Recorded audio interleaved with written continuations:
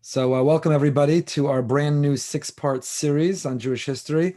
Very excited to launch into it. A special thank you to Rabbi Moskowitz, as always, for helping arrange and organize our wonderful programming.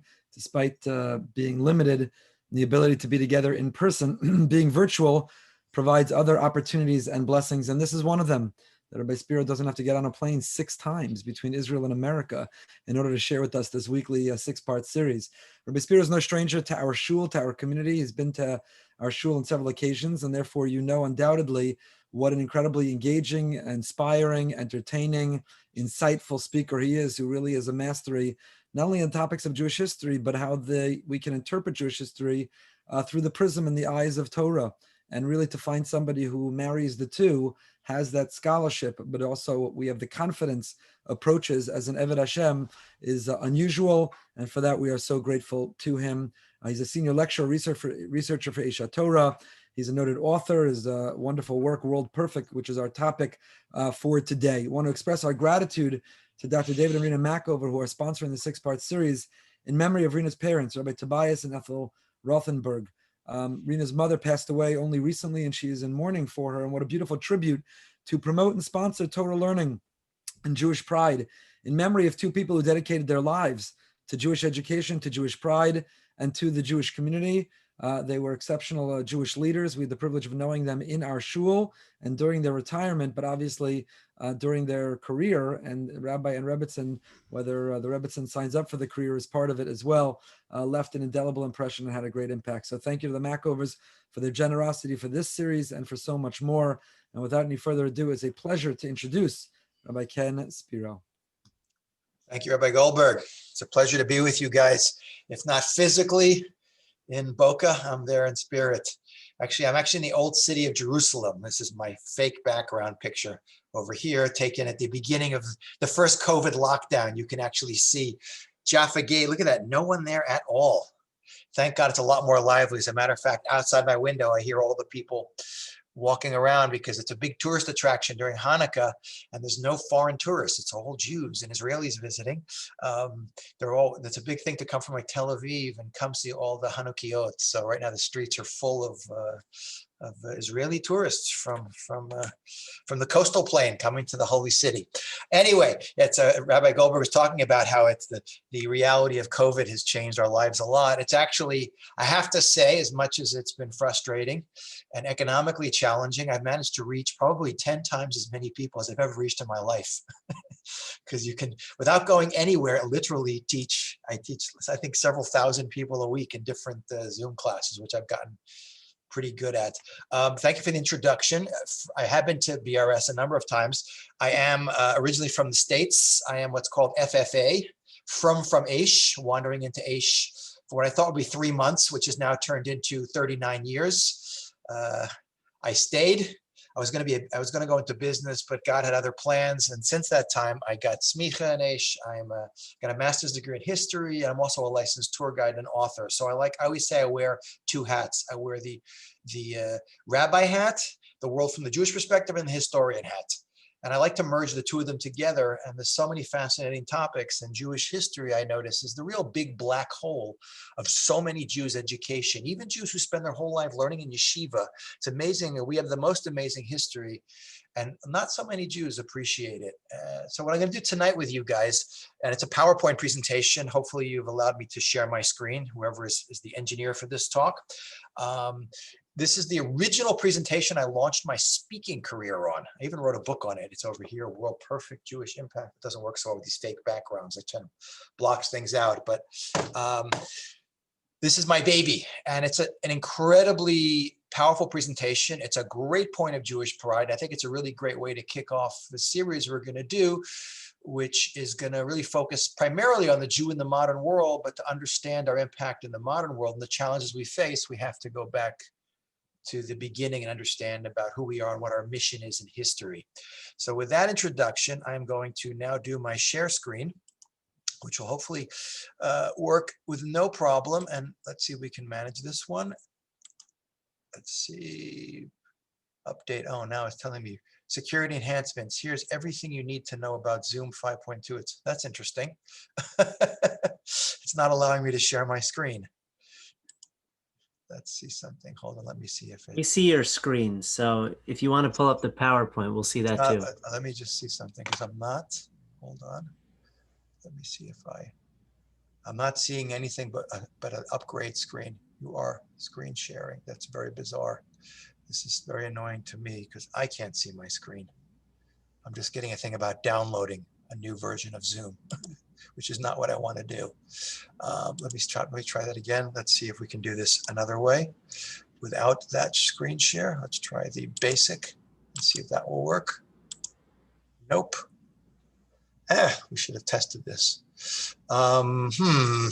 You trying to get to a website or a? I'm trying to get to my desktop, and it's not. It's telling me to Zoom 5. It's asking me to. If you close that, try closing this. I don't see where I can even close it. It just goes back to post. We see your desktop on the bottom. We see the icons for the other. Yeah. It's weird. I'm not seeing it. It's really weird. You see your toolbar on the bottom. Toolbar on the bottom that has your icons, because we see it. I do not see. I see my. Let me see if I can do this. Hold on 1 second. Let me just see if I can do this. Sorry, guys. I've never had this one before. Let's see if we can do it this way. You know, they say to err is human. To really mess up takes a computer. It's got to find the right version. Here we go. Let's see if I can do this. Let's see if it'll allow me to open this up. Are you seeing anything opening? Yeah, we see it now. Oh, okay, good. Okay, fine. I don't know why that happened. I apologize. It always have to have some. Okay, normally the new feature, I appear in front of the screen. Now you'll just see me as a box on the side. Okay, we're not going to mess around. We're going to go with what we have. There we go. Okay, hold on. Hold on 1 second. There we go. Are you seeing this in the center? Yes. Okay? Yes. Okay, good. Sorry. Okay, hopefully we'll not have any more technical issues. That should be the worst thing that happens to us. So to create this presentation, before I made my PowerPoint, which has been upgraded many times since, I brainstormed with audiences. This is going back literally 25, 26 years ago. I said, let's come up with a list of values we'd like to see in as perfect a world as humanly possible. And after asking about 1,500 people, Jews, non-Jews, Jews of all backgrounds and affiliations, I was able to condense it down into basically 5 values that seem to be the universal values that everyone thinks should be in ideal as a world as humanly possible. Number 1 is the value of life, the right to be alive, most basic of all values. Number 2 is world peace, a world where there's no more wars, where everyone gets along harmoniously. Number 3, equal justice, a world where everyone is treated equally before the same set of laws, no inequality. Number 4 is education, a world where everyone is functionally literate as a way of achieving their potential and contributing in a meaningful way to the world. And then we have a huge category. 5 is social responsibility. People taking care of the world, whether we're talking about crime, poverty, environmental issues, you name it. So here we got our 5 basic values. What do you think? Looks good? I always say when I'm teaching live to an audience, you should look around the room because this might be the only time you ever see a room full of Jews agreeing on anything. And it's not just Jews. Like anyone who sees this list has an immediate appreciation. This is the way the world should be. We don't have to think, you know, should we be allowed to live? Should there be peace in the world? Should we take responsibility? Should we treat people fairly? It's almost as if these ideas are born sort of programmed into our brains, like the basic operating software that you get when you buy a phone or a computer. It comes loaded with stuff. So the first part of our presentation, the first part of our exploration is we're going to get in a time capsule. We're going to travel back to the ancient world to discover, is this the way humanity's always thought? Are these values innate in our consciousness and always universally held throughout all of history? Or did we learn them from somewhere? And if we learn them from somewhere, what's the source? So what we're going to do is jump back into our time capsule and look at the ancient world now. Now, we can't look at every single civilization that's lived in the last 6,000 years. That would take days, and I got less than an hour. So I chose to focus primarily, but not exclusively, on the great foundation cultures of the West. What are the great foundation cultures of Western civilization? When you think of the ancient world in the West, who do we think of usually? I say we think of Greece and Rome. We're in the middle of Hanukkah, so we may as well talk about the Greeks. Greece and Rome gave us so much of our worldview, not just as Westerners, but contributed now to all of civilization. Greece with their ideas of art, architecture, philosophy, empirical science, and Rome with their ideas of government, law, engineering, modern armies, and obviously many other civilizations contributed. And even if we don't have the time to look at all of them, we don't have to. Because one of the things I discovered when doing my research for my book is although culture varies tremendously from place to place, just like it does today, like Chinese food is different than American food, values in the ancient world with slight variations are more or less the same. So with that introduction in mind, let's get in our time capsule. Let's travel back to the ancient world, beginning with value of life, and let's see what did they think of these values. Remember, our goal is to see where do we get the values from. So I can't see all of you now and see if you're nodding your heads, but I'm going to ask, is everyone, hopefully you all understand what we're doing now. So let's jump back in time, begin with value of life. A couple of examples to illustrate how totally different is the concept of value of life in the ancient world. Does anyone know the most common form of population control practiced by like almost every single civilization that lived of in antiquity? The answer is infanticide. The killing of newborn babies is a universal practice in the ancient world, not just to control population, but also for sex selection. Sorry, ladies, but almost all ancient cultures valued boys and considered girls to be disposable. And this wasn't done by the baby disposal squad. In a place like ancient Greece, unwanted newborn child would be taken by the parents immediately after birth, stuffed into a clay jar, and then dropped down a well, or or thrown out in the garbage, or left out on a rock in the woods to be eaten by a wild animal or die of exposure.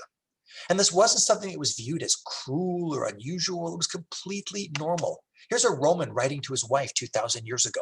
He says, know that I am still in Alexandria, and I ask and beg of you to take good care of our baby son. And as soon as I receive payment from you, I will send it up to you. If you deliver of a child, if it is a boy, keep it. If it is a girl, discard it. Now, today we are very desensitized, unfortunately, to a lot of stuff because of the internet, because of cable TV. There's no standards anymore. But I think most of us are still pretty horrified about hearing about, God forbid, the killing of an injuring of a child or a baby. Not so in the ancient world. It was as normal as talking about the weather or your vacation plans. So we'll say bye-bye to baby for now. Don't worry, baby's coming back. Another shocking example of a different attitude towards value of life is killing people for religious reasons. Human sacrifice, which again is practiced pretty much by all ancient civilizations, although to very varying degrees. Meaning some cultures practiced it infrequently, like the Greeks and the Romans weren't that into killing people for religious reasons. Other cultures did it daily. Some cultures sacrificed prisoners or slaves. When the emperor of China died thousands of years ago, they would behead hundreds of prisoners at his funeral. You guys heard of Genghis Khan, the great Mongol conqueror of Asia? When he died in the 13th century, he was buried with 40 virgins and 40 horses. Many cultures considered it a great honor to offer up themselves or their own children. Look at this example. This is an Inca girl. This is Peru today. Believe it or not, this girl was killed over 500 years ago, perfectly preserved because she was frozen at the top of the Andes Mountains. But she's one of many young girls and children that we find in South and Central America, and South America, who were not prisoners or slaves. They were given by their parents, drugged and strangled, and then given as an offering to the gods. But the worst example I could think of killing people for religious reasons are the Aztecs. I don't know if you guys, it's not that far away from you. You got to go across the Gulf there, but you go to Mexico. Mexico City, which is one of the largest cities in the world, is actually the center of it is a dried up lake, which had the island capital of the Aztec Empire, a city called Tenochtitlan. In the middle was a pyramid called the Pyramid of the Sun, 150 feet tall. The Aztecs basically went to war primarily to capture people alive, to drag them back to their capital city, to schlep them up this pyramid, and to rip out their hearts while they were still beating. And they did this to up to 1,000 people a week because they believed on a theological level, if the blood stops flowing, the world is going to cease to exist. It is human sacrifice on a scale that is absolutely mind-blowing. But the worst example I could think of the different attitude towards value of life is killing people for entertainment. Today we have blood sport. Like, I love this. These guys knocking each other out, like mixed martial arts and boxing. But you're not supposed to go all the way and kill a person. Occasionally it happens accidentally, but not so in the ancient world. In the ancient world, many cultures went all the way and killed people. The Aztecs we just saw? They had a version of football, which would be soccer for us, and Americans, football for the rest of the world, where at the end of the game, the entire winning team was sacrificed to the gods. The winning team. didn't pay to make it to the playoffs in Aztec sports. But when you think of blood sport, what do you think of? What's the best example of blood sport in the ancient world? And I'm sure everyone's minds are focusing on these guys, the Romans, the Colosseum. If it was a live audience, I'd ask you to raise your hand. How many of you have seen it live? It's an incredible structure. This is the skeleton of the building, by the way. It's huge. Look at the cars down there. They're teeny tiny cars. This is a massive building. Here's what it used to look like. 2,000 years ago, this was a beautiful building. It was the world's first Astrodome. I have a cutaway image of it here. Look at this. The roof could go off and on it 2,000 years ago, like an Astrodome. The whole center of the arena could be mechanically lowered and filled with water in less than 15 minutes so boats could sail in it. They could raise up to 1,000 people through the floors and elevators at one time and put in fake trees and rocks like a Hollywood movie set. What was it used for? By the way, it was always free. Free entrance, free meat, free wine. Can you imagine that? American football game with free beer. It's a pretty scary thought. Want a scarier one? British football game with free beer. But 50,000 men, women, and children, there's no such thing as parental guidance suggested. This was considered excellent edifying education, would come watch. The first act of the day was the Romans went all over their empire and brought back thousands of exotic animals, lions and tigers and bears, and watched them rip each other to shreds. Sometimes up to 1,000 animals a morning would kill each other in the Colosseum. Animal rights people would have gone nuts, but that would have been act number 2, feeding people to animals. But then in the afternoon, which along with chariot races, which was done in the Hippodrome, the biggest sporting event in the Roman Empire, gladiators, prisoners or slaves who fought to the death in front of thousands of screaming fans. You can see this is a famous French painting from the 19th century. And here you could see a scene from the very well done, although fictitious plot, but the actual recreations of the Colosseum done in the movie Gladiator were quite impressive. They have Commodus, that's the actor Joaquin Phoenix, by the way, who in real life is Jewish, giving the thumbs down to finish him off. And the Romans didn't just use men.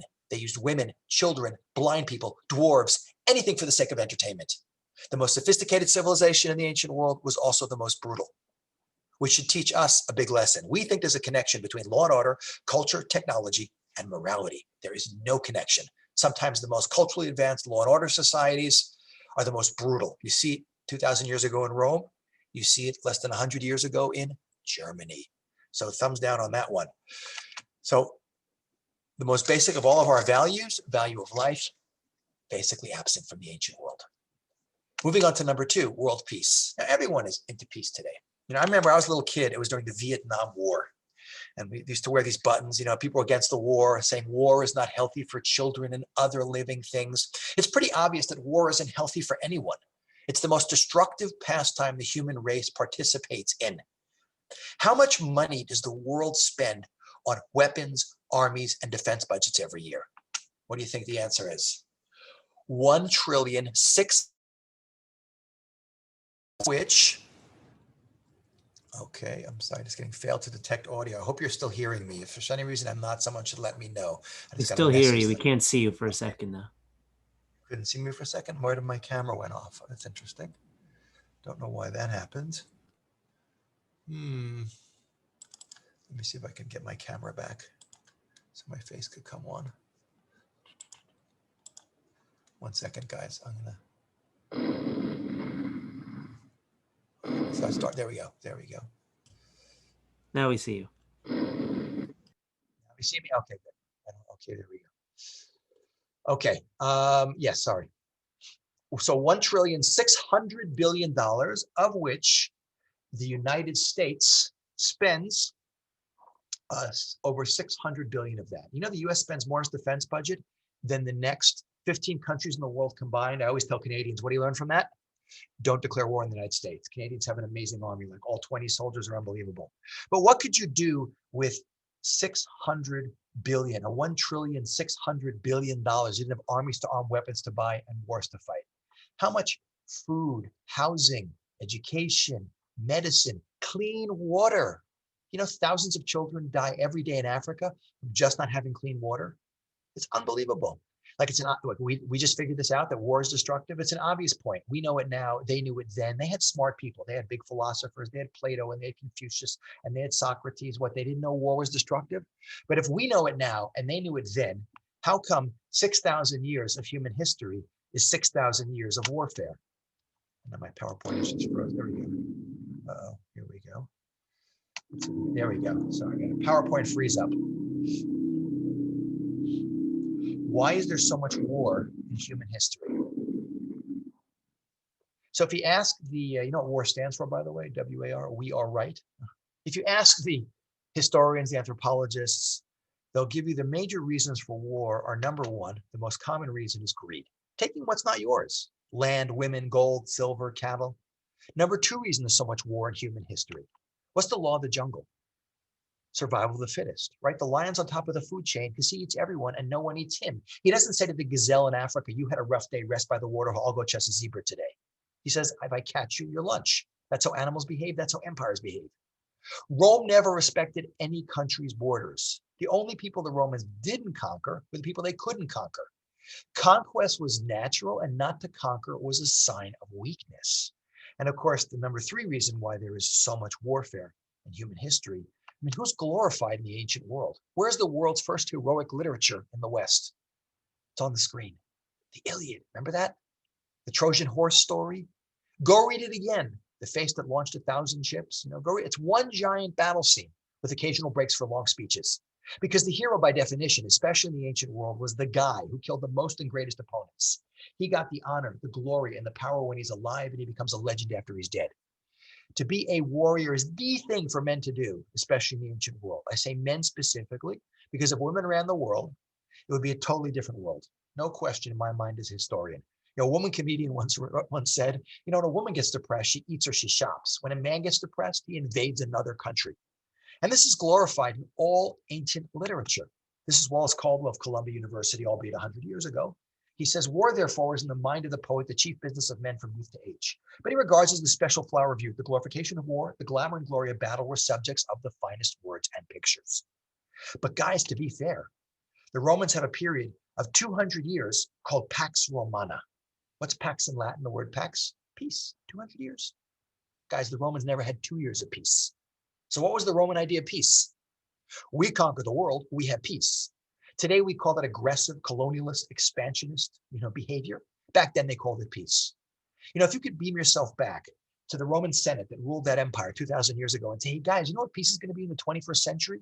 That superpower countries like America don't gobble up their neighbors like Canada and Mexico, which the US could do, by the way, in 48 hours. The US could end both of those countries' armies, probably in a lot less than 48 hours. But they just don't do it because people don't do that stuff anymore. They would have said, you are absolutely out of your mind. So we see that like value of life, another basic value, gone. Look at all the fun things you can do with PowerPoint. Moving along to equal justice. Now, today we take this for granted too, because we live in countries where we're all treated equally before the law. And that's by the real power of a democracy. We're not going to even touch the American election with a 10-foot pole, but the real power of democracy is not the voting thing. Anywhere near as much as a system of laws that everyone is subject to and no one is above. For instance, in the US, it's the Constitution of the United States. We take that for granted. But has it always been that way? Let's beam ourselves back to the ancient world. Look at the guy on the right there in the blue. We'll call him Joe Average Ancient Guy. Now, Joe Average Ancient Guy, where is Joe Average Ancient Guy on the socioeconomic ladder? Is he upper class, middle class, lower class? He's lower class. What title do we give him? Peasant or serf, right? Now, we associate that title with feudal Europe, but you guys got to appreciate that feudal systems exist everywhere in the world at all times. Even today, there are countries that are still feudal systems. But in Europe 1,000 years ago, the vast majority of the population are these peasants or serfs. What do they do for a living? Exactly what this guy's doing. He's a farmer. Does he own the land he farms? Usually not. But even if he owns a piece of land, who's he paying most of what he harvests in taxes to? Joe Lord. And with an outfit like this man has no plans to do any manual labor. Actually, last time I was in South Beach in Florida. I saw a guy dressed just like that. He just had a cell phone, not a sword. But what gives this guy, Joe Lord, the right to lord over the peasants? Did they elect him? The golden rule. What's the golden rule? He who has the gold makes the rules. Birth and wealth are the sole criteria for leadership in human history, what you and your family owned. And between that teeny tiny elite of nobility and all the masses of the peasants, is there equality before the law? No way. There's institutionalized inequality, with the nobility being above the law and everyone else having no rights at all. And of course, the ultimate elite in human history, kings. A guy like Pharaoh on the right, 4,000 years ago, this guy is a living god. You have no idea how powerful he was. By the time you get to who's that in the middle, who knows? Right, Henry VIII, the great Renaissance kings of Europe 500 years ago, they're no longer living gods, but they still rule by divine right of kings. What's divine right of kings? Who remembers from their world history class? God made me king, and if you don't like it, off with your head. And he did it to 2 of his own wives, by the way. He had 6 of them. Remember the 6 wives of Henry VIII? Anyone know which wives? We'll do like a bonus Jeopardy question here. You can submit the answers to the rabbi. Everyone gets Anne Boleyn, but the second one was Catherine Howard. So tremendous inequality in human history is the rule. But to be fair, who invented the word democracy? What language is it? This is so fitting for Hanukkah. It's a Greek word. Demos kratos, the people govern. Which Greek city-state had the first democracy? Athens. Okay, and by the way, the Greek democratic system was far more direct and efficient than the one we have today. Again, we're not going to talk about U.S. elections, but the electoral colleges voted. It's a classic example of indirect democracy. Today, in America and Europe, you're a parliament or Congress. You elect them, and they hopefully vote the way you want them to vote. Greek democracy, all citizens voted directly. But who were citizens who could vote? Men with land. It was an oligarchy. A couple thousand adult men with land could vote. Everyone else was completely disenfranchised. Women, artisans, freedmen, slaves, and aliens. If you could beam yourself back to the oligarchy that ruled Greece thousands of years ago and say, hey guys, you know what equal justice is going to be in the 21st century? That everyone, man, woman, rich, poor, race, whatever, they're all going to be treated equally before the same set of laws. They'd have shaken their heads and told you you're out of your mind.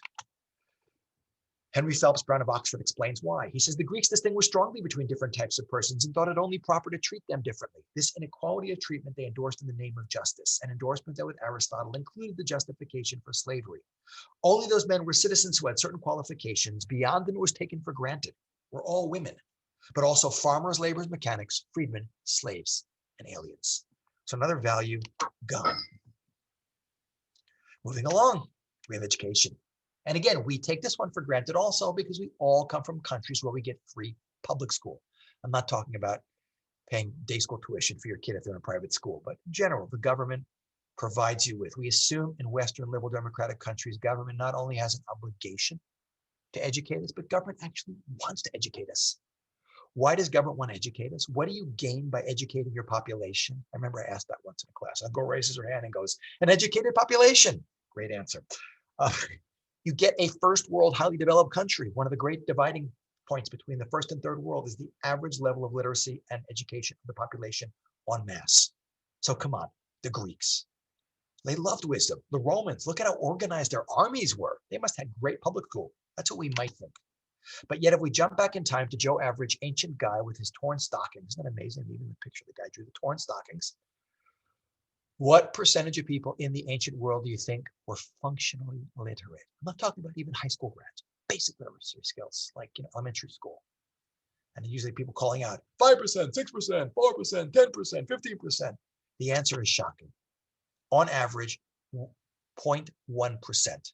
Now there were places that it was higher and periods that it was lower and higher, but on average, until the Protestant Reformation and the printing press 500 years ago, 1 in 1,000 people could read. Can you imagine walking down the street like with a map trying to ask, where is this place? And 1 in 1,000 people, you have to ask 1,000 people before one can read what's on the map and tell you, oh yeah, this is where you are. That's unbelievable. Why are the rates of literacy so crazy low? So when I ask this in a live audience, people are raising their hands, oh, because government likes to control us. Or printing press. So printing press was a factor, and government controlling is a factor, but the number one factor is much more basic than that. Think about it. What was the daily goal of the average ancient peasant? Think before we get to that, just to appreciate something that we don't appreciate. It says in the Ethics of the Fathers, Pirkei Avot, it says, Ezehu Ashir. It says, who is one who is wealthy? Hasamech bechelko, one who's happy with what they have. And we take so for granted what we have. Think about it. If you live in a house, and all of you in Boca, I'm sure have nice houses. You live in a nice house. I'm not talking about a shack, a shed, a hut, a house with running water, indoor plumbing, electricity, a refrigerator that's full of food that you don't eat all of it because you're worried about being fat. You guys have any idea what a luxury it is in human history to worry about having too much food and weighing too much?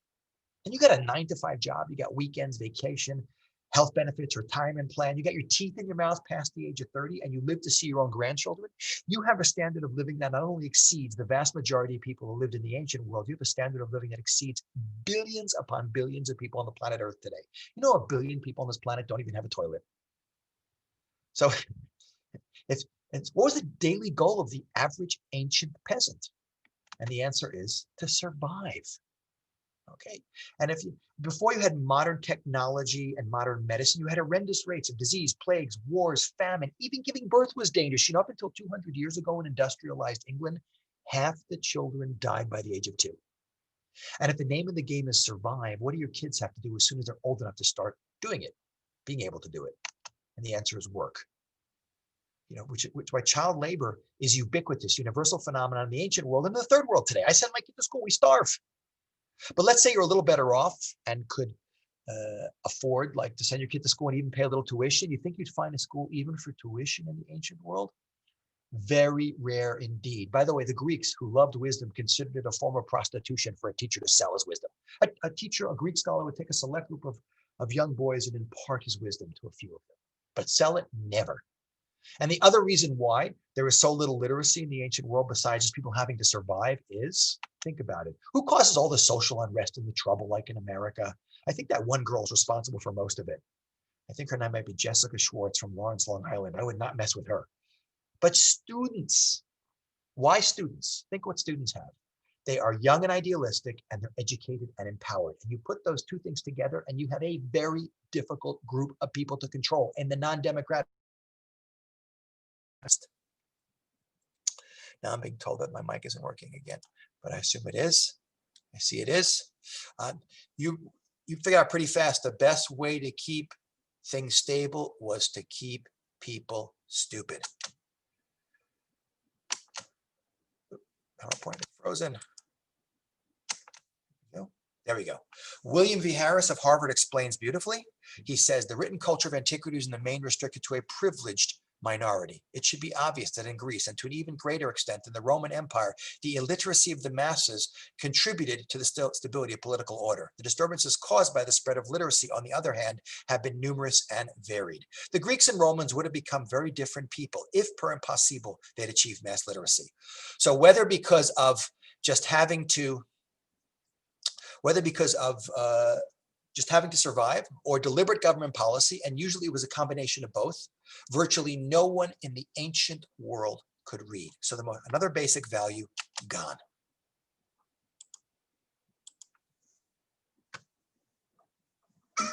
That's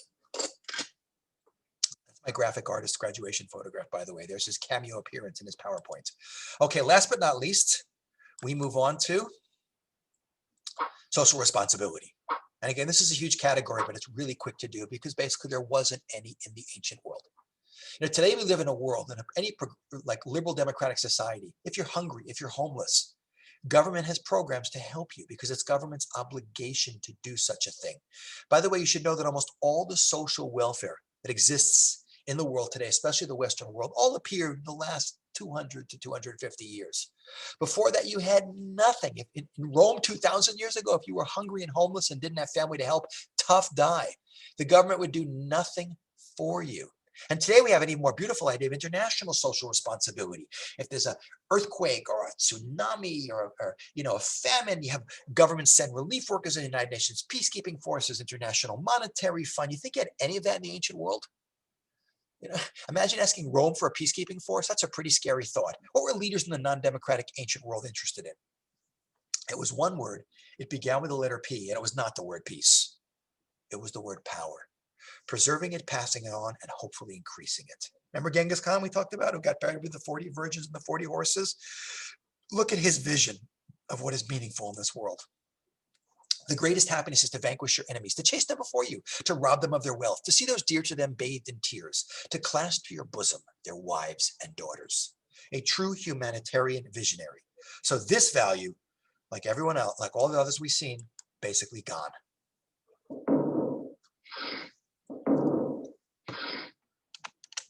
So what are we left with? A very different vision of the ancient world than maybe we got in our, junior high school world history overview. And please, no one get me wrong. I'm not saying that the ancient world, everyone was brutal and horrible and killing each other and killing their babies. And no, the vast, vast, vast majority of people in the ancient world are just trying to do what? Survive. They're not hurting anyone. And don't get me wrong, I'm not saying that good ideas and technology didn't come out of the ancient world. They certainly did. We built on that and make use of it today. But what I am saying is this beautiful vision of values, which the whole world today has kind of universally accepted as the ideal vision for the human race, the utopian vision, is not a byproduct of even the most sophisticated civilizations like Greece and Rome or anyone else we look at. So we're left with this huge question: where do we get the values from? Now, there's a British historian by the name of Paul Johnson. And in 1987, he wrote a book called The History of the Jews, which I was recommending for years because it's a pretty good book, until, of course, I wrote a better book. Obviously, ask my mother, she will agree. Crash Course in Jewish History. But in the epilogue of his book, he says something that's so beautiful and so perfect for this presentation, I have to share it with you.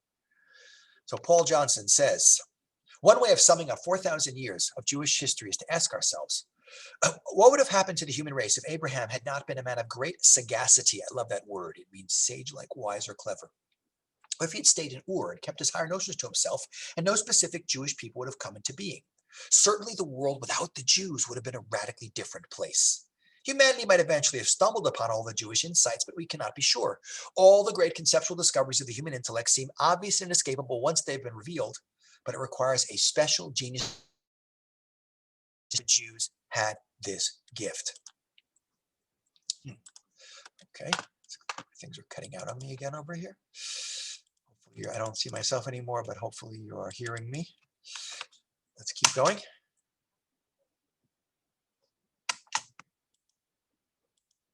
Second part of the quote. It says, to them, we owe the idea of equality before the law, both divine and human, of the sanctity of life and the dignity of human person, of individual conscience and personal redemption, of collective conscience and social responsibility, of peace as an abstract ideal, and love as the foundation of justice, and many other items which constitute the basic moral furniture of the human mind. Without the Jews, it might have been a much emptier place. Above all, the Jews taught us how to rationalize the unknown. The result was monotheism and the three great religions which profess it. It is almost beyond our capacity to imagine how the world would have fared if they had never emerged. And I always say it's a good thing that a non-Jew said this, because if a Jewish person had said this, we wouldn't believe him. I've learned a long time ago that it's always better to quote non-Jews talking about Jews. It seems to have a lot more credibility and weight. But what Paul Johnson is saying is not unique to Paul Johnson. In the course of researching for my book and my presentation, I came across dozens of presidents, prime ministers, philosophers, historians, thinkers. They all say the same thing, that we, the teeny tiny Jewish people, shouldn't even be here. We basically civilize the world. Don't get me wrong. I'm not saying Jews are perfect and non-Jews are horrible. It's not what we're talking about at all. There are righteous Gentiles in this world, and there's some rotten Jews floating around for sure. I'm not saying we invented all the beautiful ideas in the world either. Not true. But ladies and gentlemen, it is a fact that we have had a far bigger impact on the values and collective conscience of humanity than the greatest civilizations and empires. That's a fact. As to why that is so, we'll get to in just a couple of minutes. But what I want to do much more briefly than I did the first part is just to run you back through this list and show you how in every single one of these areas, Judaism is truly revolutionary. So let's begin again with value of life. And the clearest example of the distinction that Judaism makes between the Jewish value of life and everyone else's is best seen by looking at number 6 of the 10 Commandments. What's number 6 of the 10 Commandments? Lo tirtzach, don't murder.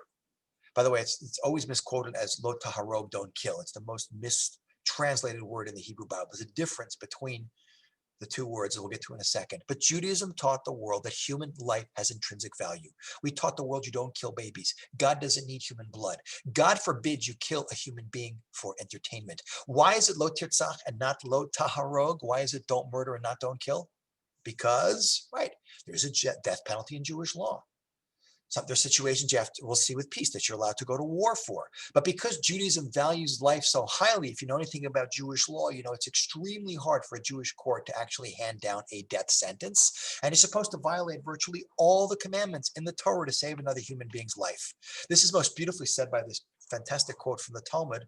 It says, he who saves one life, it's as if he saves an entire universe, which, by the way, if you remember the movie Schindler's List, remember Oskar Schindler, who's the only righteous amongst the nations who was actually a member of the Nazi party, little piece of trivia, but he saved 1,200 Jews' lives. German industrialist. Remember, they make him a ring at the end. They pull out this guy's gold tooth, they melt it down and make him a ring. This is the inscription on the inside of the ring. He who saves one life, it's as if he saves an entire universe. Keep in mind that the rabbis are saying this at the same time as the Romans are killing thousands of people for entertainment. Truly revolutionary. Let's move on to peace. Now, what's the word for peace in Hebrew? Everyone knows it's shalom. What's the word for hello in Hebrew? Everyone knows it's shalom. So the word for peace, so basic is hello, and so basic is peace to the Jewish worldview. It's how you greet your fellow human beings. The word shalom appears 240 times in the Hebrew Bible, and it's obsessed on by all the great rabbis throughout history, talking about peace all the time. By the way, the greatest proof of the Jewish obsession with peace doesn't necessarily come from Jewish sources. What's the world body today?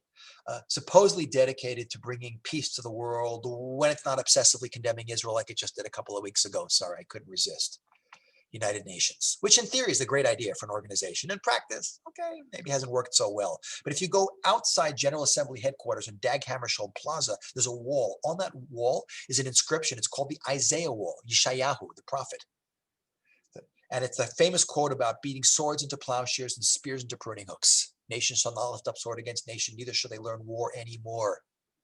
Why is this quote, of all quotes about peace, the motto of the United Nations? Because the founders of the League of Nations that became the United Nations knew that the people who first introduced peace as the ideal permanent state for the human race are the Jewish people. Moving along to equal justice. What's the word for justice in Hebrew?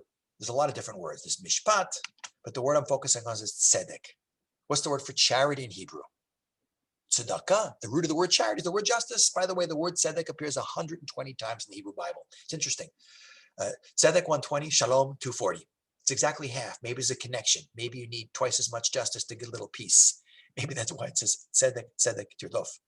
But out of the Jewish obsession with this word comes a concept that has completely transformed the Western world's idea of what really equal justice is about.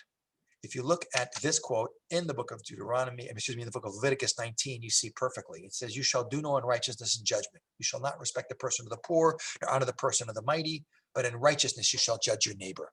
Simple English, no favoritism either way. Not to the rich, not to the poor. Now, today that's like, duh. But trust me, in the ancient world, this was not duh. Because we don't appreciate this point, because we don't have these all-powerful monarchs who are living gods who can cut our heads off. Come on, today, ladies and gentlemen, you think of a living monarch. Who do we think of? Everyone immediately jumps to Queen Elizabeth of England, the longest reigning monarch, I think, in European history. She's in her 90s. But come on, here's a woman who pays taxes, has no real political power, and gets no nachas from her kids. Maybe she gets more from the grandkids. But this is not a monarchy. But you compare these all-powerful, above-the-law monarchs to a Jewish king, the difference is amazing. You know, every Jew's supposed to write a Torah scroll. Today, most of us don't do it. We contribute some money towards it. But in Jewish law, every Jew's supposed to write a Torah scroll, and a king is supposed to write one scroll like every other normal Jew and write a second miniature scroll that he keeps attached to his arm. Why walk around with a Torah scroll? Imagine walking around everywhere with a Torah scroll attached to your arm. Whoa, whoa. It says exactly why in Deuteronomy. So he will learn to fear the Lord his God and keep all the words of his Torah and do its statutes. The king has to know is a king of kings, God, and not even the king is above the law. By the way, this quote from Deuteronomy, not King John, Magna Carta, Runnymede, England, 1215. Remember that? This is the first example of limiting the power of a monarch. And you guys should appreciate that the biblical system of government was not a pure monarchy. It was a system of mixed system, checks and balances, division of powers. By the way, the US government was based on this model. I'm going to tell you now. They just replaced a king with a president. But chief political leader is the king in biblical Israel. The chief religious leader is not the king. That's a big innovation. In ancient Egypt, Pharaoh was the high priest also. But you have a Kohen Gadol, a high priest. Where did the judicial legislative power rest? In one body, which was the Sanhedrin, which is the equivalent of the Senate, the Congress, and the Supreme Court all rolled into one. These guys had tremendous power to legislate and adjudicate. Anywhere else in the world to have that power in the ancient world, what did you have to have? Golden rule, birth, and wealth. What did you have to have in the Sanhedrin? Really interesting criteria. Number one, you had to be married with kids. Like, why married with kids? Because the Sanhedrin, as a high court, can pass a death sentence. Every human being is someone's child. Being a parent teaches you mercy. I love when I'm teaching like an audience of like, college kids. And I say, trust me, I said, guys, the fact that your parents allowed you to live through being teenagers is definitely a sign they learned mercy. Like Roseanne Barr once said, now that I have teenagers, I realize why some mammals eat their young. But after being married with kids, what else do you have to have? You have to have encyclopedic knowledge of everything in your brain, not on your phone, which is why this is called a smartphone, because it knows everything and we know nothing anymore. And you had to have unquestioning integrity. Like, come on, political integrity today is almost an oxymoron. What's an oxymoron? Like two words that don't go together, like jumbo shrimp, military intelligence, pretty ugly. The British would say to me, oxymoron, American culture. Then I'd shoot back, oh yeah, like British cooking. Anyway, it's a very unique system. It's a meritocracy. The best person for the job got the job regardless of their position in society. Moving along to education, we could actually skip this one because actually Jewish parents believe there are 11 big commandments. What's number 11? Thou shalt go to university. And the rabbis in Tractate Higher Education of the Talmud say preferably Ivy League with full scholarship up through PhD. This is called Chidur Mitzvah, glorifying the commandments. It reminds me of that interesting, remember that discussion about, when is a fetus viable? When can it live outside the mother's womb? At what age? What period of development? What's the Jewish mother's answer? The fetus is viable when it graduates from medical or law school. We Jews are educationally obsessed people, and we have a unique status in human history. We are history's only literate nation. We're not the only nation that liked wisdom. We're the only nation to actually educate our population. When the rates of literacy were down at, 0.1% amongst these major civilizations, Jewish rates of literacy were always, until modern times, significantly higher than the people amongst whom we lived. And it goes back to the radically different idea that we Jews have always had about education. Everyone else is saying, keep people ignorant, stupid, and illiterate to control them and keep them down. Judaism is saying, no, you're a human being, you have free will. Educate people to get them to take responsibility, raise them up intellectually. It's a completely, radically different idea. Now you guys all know Maimonides, I'm sure, the great medieval Jewish scholar, born in 1135 in Cordoba, Spain, died in Cairo in 1204. When he codified all of Jewish law and philosophy into his Mishnah Torah book, he gives us a great insight into the Jewish attitude towards education. He says, appoint teachers for the children in every country, province, and city. In any city that does not have a school, excommunicate the people of the city until they get teachers for the children. If they don't, destroy the city, because the world exists only because of the breath of children studying. Destroy the city? No Jewish city was ever destroyed because the Jewish people literally had free public education way before anyone thought of it. And if you're thinking, yeah, Rabbi, you can't believe what rabbis say about Jews, look at what famous medieval French Catholic theologian Peter Abelard says about the Jews. He's almost a contemporary of Maimonides. He says, a Jew, however poor, if he had 10 sons, would put them all to letters, not for gain as the Christians do, but for understanding of God's law, and not only his sons, but his daughters. That's pretty unbelievable. Moving along to social responsibility. And this is the other area where Judaism is also quite unique, because not only are we the only literate nation in the world, we are the only nation and the only people to have highly developed social welfare infrastructure. The smallest, poorest, oldest Jewish communities had social welfare infrastructure far older and more comprehensive than the greatest civilizations of the ancient world. And this goes back to the radically different idea that we Jews had about social responsibility and being proactive. If you jump into, again, Leviticus 19, and if you ever want to show, if you have like a non-religious Jewish friend and who's like typical American Jewish liberal, you want to see where liberalism, true liberalism, I'm talking about true liberalism, gets its values from. It's Leviticus chapter 19. It's the grand slam home run list of the basic values of Western liberal democracy. But it says, Lo tamod al dam re'echa, don't stand by your neighbor's blood. What does that mean? If you see someone bleeding, don't stand in it because you ruin your shoes? It means if you see a human being in distress, physical, emotional, or economic, you have to help. We Jews did not invent law. There's a lot of Jewish lawyers, but any society that doesn't want anarchy has a legal code. And most legal codes are involved in being prohibitions. Don't murder, don't steal, stop at the red light, pay your taxes, you're a good citizen. Jewish law has plenty of prohibitions, but it also has a unique proactive component. Actively do good. Think about it, in American law, you see someone in trouble and you don't help. What is your legal status? Nothing. It's not my problem. I'm a bystander. I don't want to get involved. Judaism says, you're part of the problem or you're part of the solution. And doing nothing makes you part of the problem. You have a legal obligation to be part of the solution. You know that it's 3,332 years since Mount Sinai. And outside of Torah law, there's virtually no legal code on the planet Earth that demands that you actively do good. And that's most beautifully stated by this quote from Leviticus 19:18, which is probably the three most famous words from the Hebrew Bible.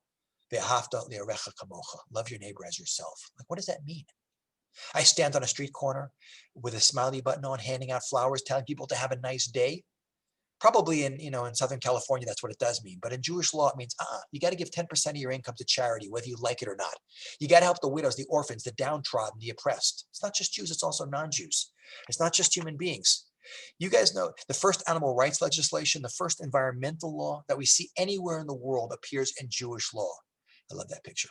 It's part and parcel of taking responsibility for the world, which is part and parcel of Jewish communal life everywhere at all times and way before anyone else thought of it.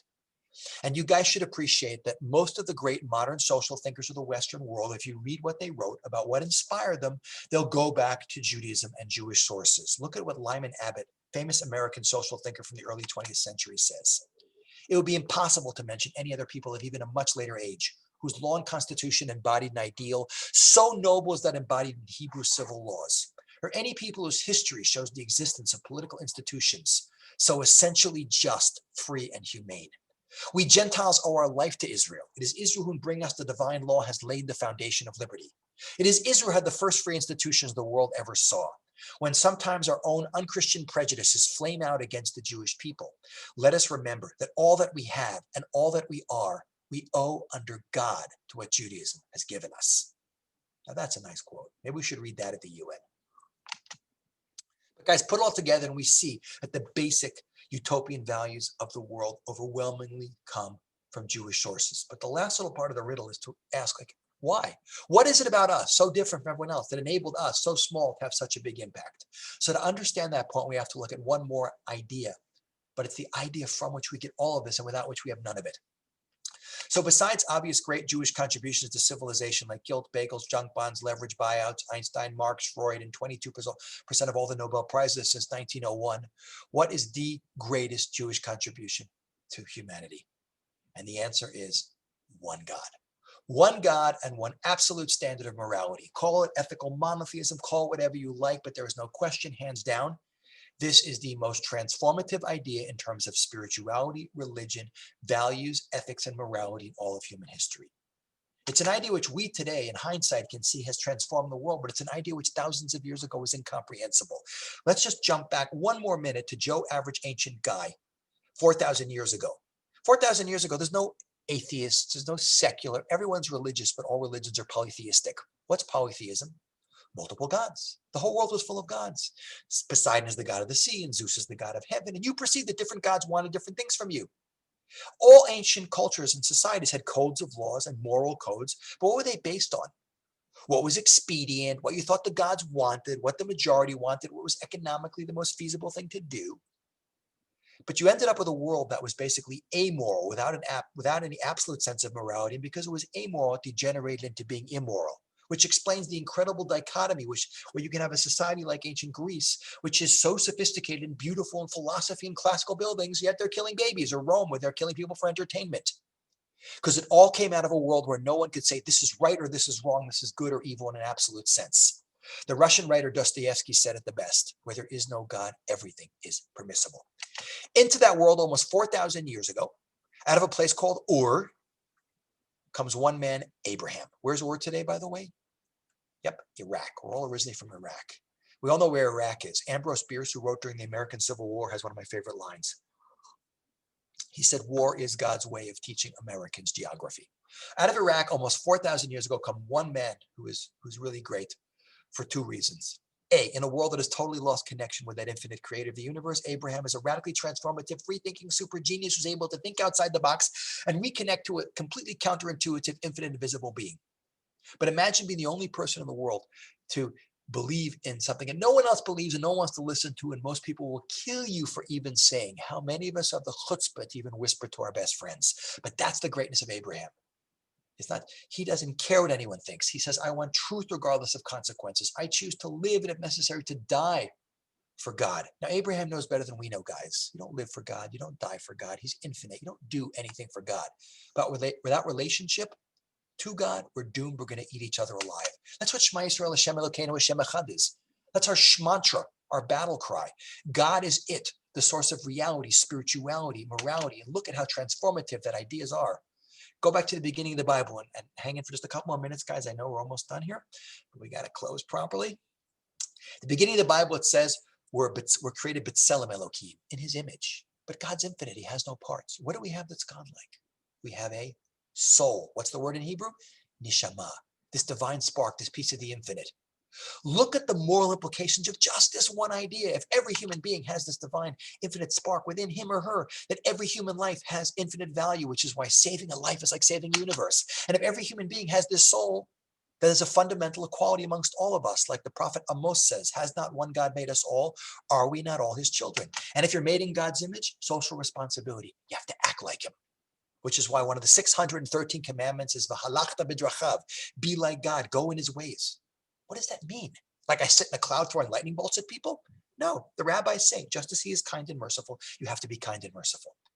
Guys, we may not appreciate how transformative these ideas are, but a lot of famous non-Jews do. Just to share one more with you, John Adams, one of the founding fathers, second president of the United States.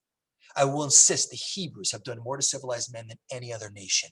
Or an atheist and believed in blind eternal fate, I should still believe that fate had ordained the Jews to be the most essential instrument for civilizing the nations. For an atheist of another sect, I should still believe that chance had ordered the Jews to preserve and propagate for all mankind the doctrine of a supreme, intelligent, wise, almighty sovereign of the universe, which I believe to be the great essential principle of all morality and consequently of all civilization. They are the most glorious nation that ever inhabited this earth. The Romans and their empire were but a bubble in comparison to the Jews. They have given religion to 3/4 of the globe and have influenced the affairs of mankind more and more happily than any other nation, ancient or modern. And if he were running for president today, I would definitely be voting for him. So guys, that brings us to, as we wind down to the close here, what our mission is in this world. It's not to convert, it's not to conquer, it's to be a light to nations, to be a living embodiment of values, to teach the world by examples, which brings us to a point that we have to all be able to articulate this chosen people thing. How do I explain chosen people simply? A simple explanation is Abraham, our great-grandfather, the proto-Jew, says, God, I choose you. I choose to dedicate my life and the life of my descendants to one mission, to teaching the world about the reality of you and the values that come from relationship with you. And Abraham says back, and God says back to Abraham, you're choosing me, Abraham, I choose you back, you and your descendants. Guys, what are we chosen for? We're not chosen for privilege. It may be a privilege to be Jewish, but we're not chosen for privilege. We're chosen for responsibility. What's the responsibility? The answer is tikkun olam, which means what? Fix the world. How's that for a cause? A little bigger than save the whales? We're the God Squad. By the way, the real meaning of being Jewish is Kiddush Hashem. It's to live and act in a way that people are supposed to look at us and say, look at those Jews, look at how they live, look at how happy they are, look at their families, their communities, how they do business, what's their secret? Which brings us to the last little piece of the riddle. How did we, the teeny tiny Jewish people, who are so disliked and the most hated people on the planet Earth, we're going to talk about that in the next class, how do we manage to get the world that hates our guts to buy into our vision? It wasn't quick and it wasn't easy, guys. For 2,000 years, from the birth of Abraham to the birth of Christianity, we will exist alone as the only people believing in one God, and everyone thinks we're crazy and is trying to kill us. That's what Hanukkah is about. That's our message. We're in the middle of it right now. The Greeks were not trying to destroy Jews. It was paganism. It was Greek paganism, paganistic culture's war on Judaism, history's first religious ideological struggle. And after being told we're crazy for 2,000 years, out of Judaism will come two offshoot faiths, Christianity and Islam, which will convert billions of people whose ancestors used to be a bunch of amoral polytheists to a worldview that's essentially Jewish. Because think about it, ladies and gentlemen, any believing Christian or Muslim will tell you there's one God. Okay, the Christian one's got a few parts. Don't worry about that. He created the world. He gave one standard of morality to the world. He gave the Jewish people the Torah at Mount Sinai, and then he changed his mind and chose us instead. That's a different problem, a separate presentation. But that is the greatest spiritual, moral, ethical transformation in all of human history. And what's the other way that Jewish ideas have gotten out to the world and even gotten to places that aren't Christian or Muslim? It's not through a religious ideology, it's through political ideology. What is the fastest growing form of government in the last 200 years? Modern liberal democracy. And that was overwhelmingly, I have a whole presentation on this, but it was overwhelmingly created by a bunch of people who firmly believe that God is the source of rights and responsibilities. It's right there in the Declaration of Independence of the United States. We hold these truths to be self-evident, that all men are created equal, that they are endowed by their creator with certain inalienable rights, that amongst these are life, liberty, and pursuit of happiness. So we see, directly or indirectly, we have transformed the world. But to put it all together and come to our final close here, if you make a graph of religions of the world, and we're more than a religion, we're also a nation. But no matter what you call us, we are so small, we don't even appear on this graph. Here we are. Where it is, Jewish people? Jews. Magnifying glass. No? Where are you guys? There it is. 0.2% of the world's population. But if you make a graph of impact on the world, we're right off the top of the chart. Smallest of nations, biggest of impact. Why did I create this presentation? Because so many Jews, and I'm not talking about you guys, I think I'm preaching to the choir here.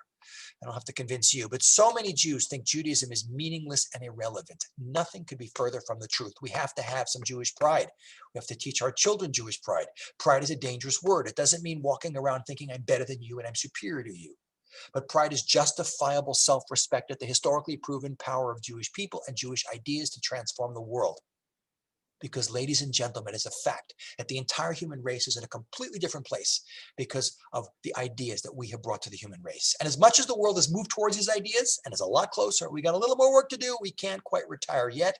So allow me to close, as we're in the middle of Hanukkah, which is supposed to be a period of time of inspiration for us, with a little bit of food for thought, which I think is very appropriate to the time of year we're in, for what we're supposed to do on an individual and a collective level to bring this vision of values to humanity and make it a reality for the whole human race. So closing point number one is every one of us, like a snowflake, is unique. We're never supposed to compare ourselves to anyone else because there's no one else like us. We're supposed to bring out our own unique potential. But how do you do that? Complicated equipment comes with an instruction manual. We are far more complicated than the most complicated computer. We come with a manual too from our manufacturer. It's called Torah. The literal translation of the word Torah is instructions. Torat Chaim, the guidebook for living. Because, ladies and gentlemen, you can't represent the Jewish people until you know what the Jewish people represents. Ignorance and not anti-Semitism is often a greater threat to us. And when we become educated, we'll figure out pretty fast that our job in this world, speaking of Hanukkah, is to be a light. You know, we Jews volunteer for more causes and give more of our resources to more causes than anyone else. We have Jews for every ism but Judaism. And while I have nothing against most causes, think of what a cause is. A cause is putting a Band-Aid on a symptom of a deeper problem. If we truly want to make the world a better place, we got to change humanity's values. That's what being a light is about, teaching the world values. And the job of being a light to the world is not just for some outreach organizations and different rabbis. It's the collective responsibility of all the Jewish people. We're all like cells in one giant body.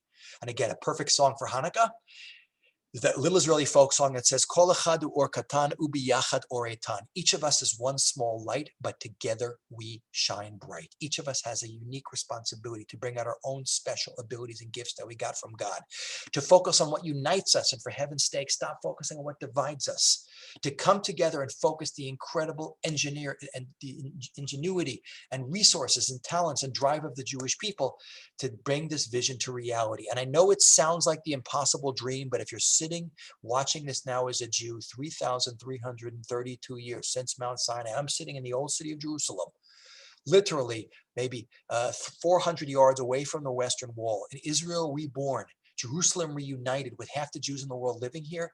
Guys, it's all impossible, yet it's all happened. You know who said it best? The first prime minister of Israel, who was David Ben-Gurion, not a religious man at all, but someone who knew his Jewish history and knew his Bible. What did Ben-Gurion say? A Jew who doesn't believe in miracles is not a realist. An incredible quote for a man having a very bad hair day. But guys, when we finally come together as one people, united, focusing all that energy and truly being the light we're supposed to be, we will finally give the world the vision they've all been waiting for. And I'm not a prophet. If I was, I'd be working in the stock exchange, but I will make one prediction. The human race is not going to leave the Jewish people or the Jewish state alone until we fulfill our unique destiny and our unique responsibility. But when we do that, we'll be able to give the world the beautiful vision of the prophet Isaiah, which is what not just the Jewish people, but the whole human race has been waiting for. The mountain of the Lord's house shall be established on top of the mountains, and it shall be exalted above the hills. And all the nations shall flow unto it, and many people shall go and say, Come, and let us go up to the mountain of the Lord, to the house of the God of Jacob. And he will teach us of his ways and will walk in his paths. For out of Zion shall go forth Torah and the word of the Lord from Jerusalem.